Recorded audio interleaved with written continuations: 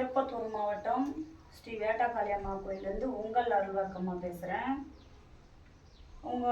எதுக்காக இப்போ பேச வந்திருக்குன்னா, ஆன்மீக வழிபாட்டில் இருக்கிறதுன்றது சிலர் பேசும்போது என்ன ஒரு சிலர் குழந்தைங்க தவறான வார்த்தைகள் சில விஷயங்களை பேசுகிறாங்க. ஆனால் எனக்கு ஃபோன் என்னுடைய மக்கள் என்னுடைய 12,000 பேர் சப்ஸ்கிரைபர் எனக்கு பண்ணி இருக்கிற என்னுடைய அன்பான மக்களுக்கு என்னுடைய மனமார்ந்த என்னுடைய வணக்கத்தை நான் தெரிவிச்சுக்கிறேன். இப்போ எதுக்காக நம்ம பேச வரோம்னு சொன்னால், ஆன்மீகத்தில் ஒரு பெண்ணாக இருந்து ஒரு தெய்வ சன்னிதானத்தை உருவாக்கி அதை கஷ்டப்பட்டு ஒரு தெய்வ சன்னிதானத்தை உருவாக்கி அதில் உட்காருன்றது இவ்வளோ பெரிய ஒரு கஷ்டம்னு உங்களுக்கு தெரியாதோ தெரியல.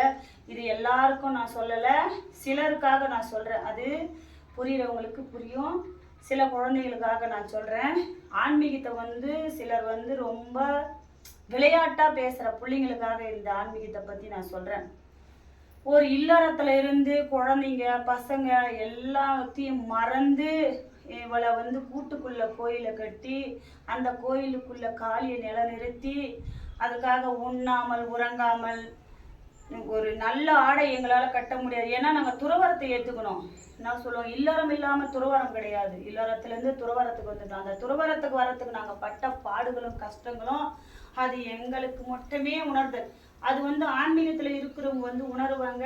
ஆனால் விளையாட்டாக இருக்கிற பிள்ளைங்க உணராதுங்க. அவங்களுக்காக இதை நான் சொல்கிறேன். இப்போ நானும் என்னுடைய குழந்தைங்களை மறந்து என்னுடைய வீடு வாசல் எல்லாத்தையும் மறந்து ஆன்மீகம் என்ற பாதையில் எடுத்து ஒரு பாதையை வைக்கும் போது நான் துறவரத்தை ஏற்றுக்கிறோம். ஒரு பெண்ணாக இருந்து நாங்கள் துறவரத்தை ஏற்றுக்கும் போது அதில் எவ்வளவோ கஷ்டங்களை நாங்கள் சந்தித்து ஒரு துறவரத்தை ஏற்றுட்டு நாங்கள் வரோம். அந்த துறவரத்தை ஏற்றுட்டு வரும்போது, அம்மா நான் இதுக்கு உதவி பண்ணுறேம்மா, நான் அதுக்கு உதவி பண்ணுறேம்மா அப்படின்னு நீங்கள் சொல்கிறீங்கன்னு வச்சுக்க. சரிப்பா உதவி பண்ணுங்க அப்படி. நாங்களாம் எந்த ஆன்மீகத்தில் இருக்கிறோம், நீங்கள் இவ்வளோ கொடுங்க அவ்வளோ கொடுங்க நாங்கள் கேட்குறதில்ல. கோயில் சன்னிதானத்துக்காக அம்மா நான் இது உதவி பண்ணுறேம்மா அப்படின்னு சொல்கிறதே ஒரு விளையாட்டாக இருக்குது அவங்களுக்கு. எனக்கு சிலர் ஃபோன் பண்ணும்போது, அம்மா நான் இதை செய்கிறேன் அதை செய்கிறேன். நான் என்னன்றேன்னா, தன்னால் முடிஞ்சது ₹1 காணிக்க உன்னால் முடிஞ்சது செய்ய முடிஞ்சால் வாக்கு கொடுங்க. செய்ய முடியலையா, அம்மா என்னால் முடியல, அம்பாளுக்கு ₹1 கற்பூரம் ஏற்றிட்டு போகிறோம்மா அப்படின்னு சொல்கிறது தான் நியாயம். இந்த தெய்வ வழிபாட்டில் ஒரு பெண்ணாக இருந்து நாங்கள்லாம் அந்த பெண் சாமியார்கள் ஆன்மீகத்தில் வர்றது எவ்வளோ பெரிய ஒரு கஷ்டம் தெரியுமா? தன்னையும் மறந்து தன் குடும்பத்தையும் மறந்து தன் சுயநிலையும் மறந்து துறவரத்தை ஏற்றுக்கின்னு எங்களால் நல்ல சாப்பாடு சாப்பிட முடியாத, நல்ல துணிமணி உடுத்த முடியாமல், புரியுதா, எல்லாமே நாங்கள் எல்லாத்தையும் இழந்து அம்பாளை மட்டுமே நாங்கள் மனசில் நினச்சி இந்த ஆன்மீகத்துக்கு நாங்கள் வரோம். உங்களால் உதவி செய்ய முடியலனாலும் அம்பாளுக்கு உத்திரத்தை தெரிவிக்கக்கூடாது. புரியுதா? புரியாத குழந்தைங்களுக்காக இந்த வீடியோ பண்ணி போடுறேன். நாங்கள்லாம் தாய் வழிபாட்டில் இருக்கிறவங்க எல்லாரும், தாய் வழிபாட்டில் இருக்கிற எல்லாருமே அவளுடைய குழந்தைகள் தான். நானும் அவள் குழந்தை தான், அவளுடைய குழந்தை தான். அவள் செய்ய சொல்கிற வேலையை நான் உங்களுக்கு செய்கிறேன், அவ்வளோதான். நீ இதை கொடுப்பா அதை கொடுப்பா நான் என்றைக்குமே யாருக்கிட்டையும் நான் கேட்டதில்லை. ஆனால் அம்மா நான் இதை செய்கிறோம்மா அதை செய்கிறோம்மான்னு விளையாட்டாக பேசாதீங்க. ஒரு ஆன்மீகத்துக்கு ஒரு தெய்வத்துக்கு நம்ம கொடுக்குற வாக்கில் கரெக்டாக இருக்கணும். அந்த வாக்காகப்பட்டது தான் நம்மளை சத்தியமாக நிலநாட்டும். நம்ம தெய்வத்தில் இருக்கிறவங்க அவங்க ஒரு பொம்பளை சாமியார், அவங்களுக்கு நம்ம எது விளையாடினா என்ன அப்படின்ற மாதிரி விளையாட்டாக நினைக்காதீங்க. இந்த துறவரத்தை ஏற்றுக்க நாங்கள் எவ்வளோ கஷ்டப்பட்டுருக்கோம் தெரியுமா? தூக்கத்தை தொலைச்சோம், எங்களுடைய வாழ்க்கையை தொலைச்சோம், எங்களுடைய ஆசாபாசங்களை தொலைச்சி, என்னுடைய குழந்தைங்களுடைய பாசத்தை தொலைச்சி, எல்லாம் தொலைச்சி தான் அம்பாள்கிட்ட அம்பாள்கிட்ட ராவும் பகலும் எங்களுக்கான ஒரு அந்த அம்பாளை நாங்கள் சித்தி எடுக்க எவ்வளோ கஷ்டப்பட்டிருக்கோம் தெரியுமா? ராவு தூக்கம் இல்லை, நல்ல சாப்பாடு இல்லை. அம்பாள்னு நாங்கள் வாழ்ந்து அவங்க இடத்துக்கு நாங்கள் இங்கே உட்காந்துருக்குறோன்னா அம்பாளுடைய அனுகிரகம் இல்லாமல் நாங்கள் இங்கே உட்காந்து இல்லை. நீங்கள் விளையாட்டுக்காக எதையும் அம்மா நான் இதை பண்ணுறேன் நான் அதை பண்ணுறேம்மா நான் இதை செஞ்சு கொடுக்குறேம்மா நான் அதை செஞ்சு கொடுக்குறேம்மா அப்படின்னு சொல்லிட்டு அதை நீங்கள் மறக்கிறன்னும் போது அப்போ அவகிட்ட விளையாடுறீங்க. யார்கிட்ட? அம்பாள்கிட்ட விளையாடுறீங்க. உங்களை பெருசாக அம்பாள் செய்யுன்னு கேட்கல, முடிஞ்சால் செய்யுங்க. முடியல அப்படின்னு சொல்லும்போது முடியல அப்படின்னு நினைக்கணும். அம்மா கிட்ட ₹1 கற்பூரம் ஏற்றிட்டு போகிறோம்மா அப்படின்றது மட்டும் சொல்லுங்கள். மற்றபடி யாரையும் நான் வற்புறுத்தவும் இல்லை. இதை செஞ்சால் தான்ப்பா அம்பாள் இருக்கிறான்னு நான் சொல்லவும் முடியல. அம்பாள் யாருக்கிட்ட எந்த கருணையை வாங்கணும், அம்பாள்கிட்ட யாருக்கிட்ட இந்த ஒரு லைட் போடுறதுனால அம்பாளுக்கு யாருடைய அனுகிரகம் இருந்தால் இந்த லைட்டு போட முடியுன்றது அம்பாளுடைய கருத்து. அது யார்கிட்ட வேணுமோ அவங்ககிட்ட வாங்குவோம், வேணான்றவங்ககிட்ட அவளே விட்டுடுவா. கெட்டதை விட்டு நல்லதுக்கு மொத்தம் வாங்க. அம்பாள் கருணை உங்களுக்கு கண்டிப்பாக கிடைக்கும். இந்த ஆன்மீகத்தில் இருக்கிற பெண் சாமியார் இருந்துட்டும், ஆன்மீகத்தில் இருக்கிற ஐயாமார்கிட்டையும் விளையாடாதீங்க. உண்மையை பேசுங்க, உண்மையாக இருங்க. அம்பாளுடைய அனுகிரகம் உங்களுக்கு கண்டிப்பாக கிடைக்கும். அம்பாளுடைய குழந்தைகள் தான் நம்ம எல்லாருமே.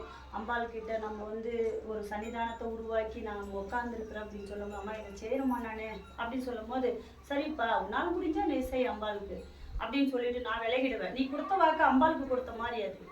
அந்த வாக்கு கொடுக்கறதுக்கு முன்னாடி யோசிங்க. யோசிட்டு எது ஒரு வாக்கு கொடுங்க. இல்லையா அம்மா என்னால் முடியும், நான் ₹1 கற்பூரம் ஏற்றுறேம்மா அப்படின்னு சொல்லுங்க. அதுவும் அம்பாள் ஏற்றுக்குவா. எந்த தடையும் செய்ய மாட்டாங்க. ஆக மொத்தம் மனசார வழிபடுங்க, உண்மையை பேசுங்க. அதுதான் அம்பாளுக்கு தேவை. நீ எல்லாம் செஞ்சு கூட உண்மை இல்லைன்னா அங்கே அம்பாள் ஏற்றுமா. சத்தியன்றதை உணர்த்தான் முடியும், காமிக்க முடியாது. சத்திய தெய்வம் அவளை நாங்கள் விரதம் இருந்து ராவ் தூக்கம் இல்லாமல் நல்ல உணவு நாங்கள் சாப்பிட முடியும். அப்படியெல்லாம் இருந்து அவளை நாங்கள் சித்தி செஞ்சு ஊருக்கு எல்லாருமே எல்லாரும் வேலையும் பார்த்துன்னு வந்துட்டா ஊருக்குன்னு ஒரு தெய்வம் இருக்கணும். அந்த தெய்வத்துக்கு பணி செய்யறதுக்குன்னு ஒரு ஆள் இருக்கணும். அந்த ஆளாக தான் எங்களை அவளும் கூட்டுக்கிறா. நான் அம்பாளுடைய அடிமை. அம்பாளுடைய அடிமைத்தானே தவிர அம்பாள் நான் சொல்ல வரல. அம்பாளுக்கு ஒரு அடிமை, ஒரு பணிப்பெண், அவ்வளோதான். அவள் இட்ட வேலையை நான் செஞ்சுட்டு இருக்கிறேன். அவள் சொல்கிற வாக்கை நான் உங்களுக்கு சொல்லிட்டு இருக்கிறேன். அவ்வளோதானே தவிர அவள் என்ன உங்களுக்கு வாக்கு கொடுக்குறாளோ அதுதான் அதை சொல்லிட்டு இருக்கிறேன். ஏன்னா அவளால் நேராக பேச முடியாது. அதுக்கு அவளுக்கு ஒரு ஆள் தேவை. அதுக்காக தான் என்ன துறவியாக்கி அவள் உட்கார வச்சுட்டு இருக்கிறா. இன்னைக்கு இல்லறத்தை விட்டு என்னுடைய பிள்ளைங்களுடைய பாசத்தை விட்டு குடும்பத்தை விட்டு எல்லாத்தையும் விட்டு இன்னைக்கு நான் துறவர வாழ்க்கையை ஏற்றுக்கு உட்காந்துக்கிறதுனா இந்த அம்பாளுடைய அனுகிரகம் தான். அந்த அம்பாளுடைய அனுகிரகத்தை உங்களுக்கும் கிடைக்கணுன்றதுக்காக ஒரு ஆன்மீகத்தை கொச்சப்படுத்தாதீங்க. ஆன்மீகத்தில் இருக்கிறவங்களை கொச்சப்படுத்த அந்த ஆன்மீகத்துக்கு வரணும்னும் போது எவ்வளவோ கஷ்டப்பட்டு தான் ஒரு படியாக அந்த ஆன்மீகத்தில் கால் எடுத்து வைக்கும் போது தன்னையும் மறந்து, தன் வீட்டையும் மறந்து, தன் சூழ்நிலையை மறந்து சொல்லுவாங்களே, அந்த அம்பாளை மட்டுமே மனசுல கோயிலை கட்டி, கூட்டுக்குள்ள கோயிலை கட்டி நாங்கள் நிலநிறுத்தி அவளுக்காகவே நாங்கள் வாழ்ந்துட்டு இருக்கிறோங்க. எங்களை நீங்க கொச்சப்படுத்தினாலும் அம்பாளை கொச்சப்படுத்துற மாதிரி தான். நீங்க எங்களுக்கு எதை செய்யறீங்களோ, நீங்க நல்லது செஞ்சாலும் சரி கெட்டது செஞ்சாலும் சரி, இது அம்பாளுக்கானது தான். இது அம்பாளுக்கான பேச்சு. இந்த அம்பாள் பேச்சிலேருந்து நீங்கள் வாக்கு கொடுக்கறதுக்கு முன்னாடி யோசிங்க. கொடுத்ததுக்கப்புறம் யோசிக்காதீங்க. நல்லதே கொடுங்க, நல்லதே செய்யுங்க. அம்பாளுடைய அனுகிரகம் உங்களுக்கும் கிடைக்கும். எல்லாரும் ஸ்ரீ வேட்டகாளியுடைய குழந்தைகள் தான். அம்பாளுன்னும் போது ஒரு சுயரூபம் தான் மாறுமோ தவிர எல்லாமே ஒரு தாய் தான். புரிதா? பெண்ணாக பிறந்தவங்க எல்லாம் தாய் தான். அந்த பெண் அவதாரத்தில் இருக்கிறவங்க எல்லாமே தாய் தான். தாயை நினச்சி, தாய்க்கு மேலான இந்த தாயை நினச்சி நீங்கள் அனுகிரகம் கிடைக்கணும். அவள் அன்பையும் ஆசையும் தரணும் அப்படின்றது என்னுடைய ஆசை. நீங்கள் அதுக்காக நீங்கள் அவளுக்கு கொடுக்குற வாக்கை யோசித்து கொடுங்க. யாரையும் கொச்சப்படுத்தாதீங்க. ஆன்மீகத்தில் இருக்கிறவங்கள எல்லாரும் அந்த ஆன்மீகத்தை அடைக்க எவ்வளோ கஷ்டப்பட்டு அந்த ஆன்மீகத்தை அடைகிறாங்க அப்படின்றத ஒரு நாள் நீங்கள் அந்த ஆன்மீக வழிபாட்டில் நாங்கள் சொல்கிற மாதிரி ஒரு நாள் இருந்து பார்த்தா அதனுடைய கஷ்டம் என்னன்றது தெரியும். அதனால் இப்போ ஒரு விதை விதைக்கிறோம், அதில் சில விஷ செடிகள் வரும். அந்த விஷ செடிகளுக்காக எல்லா விதையுமே விஷம்னு சொல்ல முடியாது இல்லையா நம்மளால். எல்லா செடியுமே விஷமாக இருந்தால் நம்ம எப்படி உணவு உண்ண முடியும்? அது மாதிரி தான் தாய் வழிபாட்டில் இருக்கிறவங்க எல்லாரும் நல்லவங்களாக இருந்தாலும் அதில் ஒரு ஆன்மீகவாதி தப்பாக இருக்கிறதுனால எல்லா ஆன்மீகத்தில் இருக்கிறவங்களும் தப்புன்னு சொல்ல முடியாது நம்மளால். அவங்க அந்த ஆன்மீகத்தை அடைக்க எவ்வளோ தன் நிலையை மறந்து தான் அந்த ஆன்மீகத்தை அடைகிறாங்க. அந்த ஆன்மீகத்தை அடையும் போது எவ்வளோ கஷ்டப்பட்டு அவங்க வருவாங்க. அவங்க மனுஷை கஷ்டப்படுத்தாதீங்க. அதே மாதிரி அவங்க மனுஷை கஷ்டப்படுத்துறதும் அம்பாலை கஷ்டப்படுத்துறதும் ஒன்று. இதை ஃபஸ்ட்டு உணருங்க. அம்பாளுடைய குழந்தைகளுக்கு அதுதான் நான் சொல்கிறேன். அதை நீங்கள் வாக்கு கொடுக்குறது முன்னாடி யோசித்து அதுக்கப்புறம் வாக்கு கொடுங்க. இதுதான் உண்மை. நீங்கள் நல்லதே நினைங்க, நல்லதே நடக்கும். அனைவருக்கும் அம்பாளுடைய ஆசீர்வாதம் எப்பவும் இருக்கணும் அப்படின்றது தான் என்னுடைய ஆசை. அனைவருக்கும் வணக்கம். மிக்க நன்றி.